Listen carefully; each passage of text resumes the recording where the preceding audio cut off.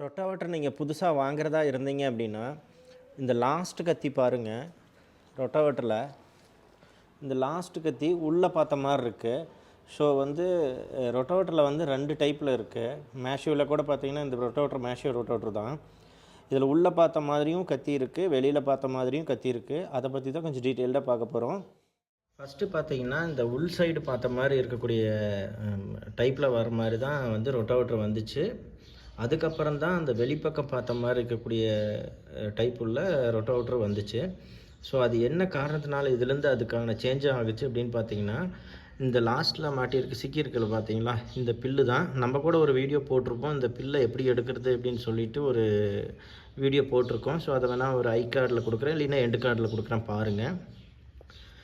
இந்த பில்லு சிக்கிறத தவிர்க்கணும் அப்படிங்கிறதுக்காக தான் இந்த வெளிக்கத்தி டைப்பே கொடுத்தாங்க.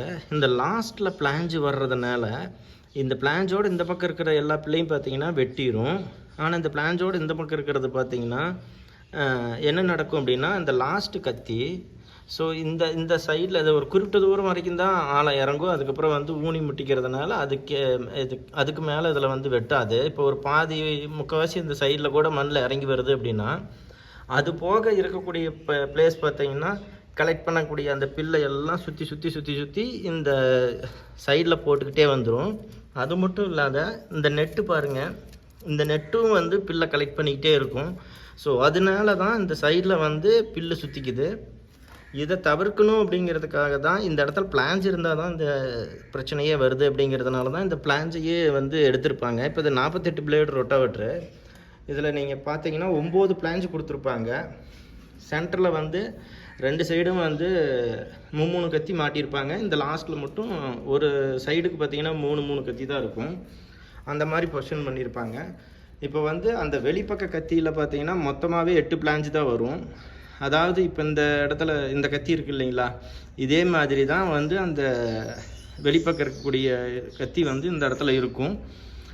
அது என்ன ஆகுதுன்னு பார்த்தீங்கன்னா, இந்த இடத்துல பிளான்ஸ் இருக்கும் போது இந்த போல்ட்டெல்லாம் போய் சிக்கிக்குது. இப்போ என்ன ஆகுதுன்னா, இந்த இடத்துல இது வரைக்கும் கத்தி வந்துடுறதுனால இந்த இடத்துல எந்த சிக்கிறதும் இருக்காது.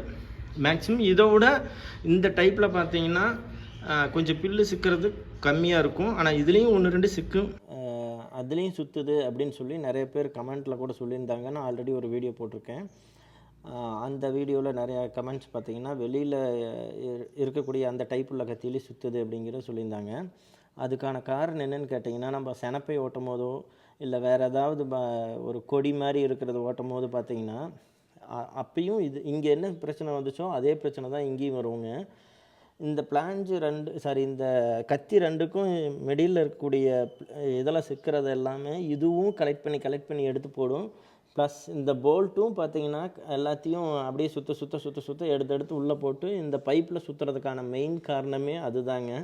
ஸோ நீங்கள் ரொட்டாவேட்டர் புதுசாக வாங்குறதா இருந்தால் அந்த உள்பக்க டைப்புள்ள கத்தி வாங்குவீங்களா, வெளிப்பக்க டைப்புள்ள கத்தி வாங்குவீங்களா அப்படிங்கிறத கமெண்ட்டில் சொல்லுங்கள். உங்களுக்கு இந்த வீடியோ பிடிச்சிருந்துச்சி அப்படின்னா ஒரு லைக் பண்ணிடுங்க. உங்கள் ஃப்ரெண்ட்ஸ்க்கு இந்த வீடியோவை ஷேர் பண்ணிடுங்க.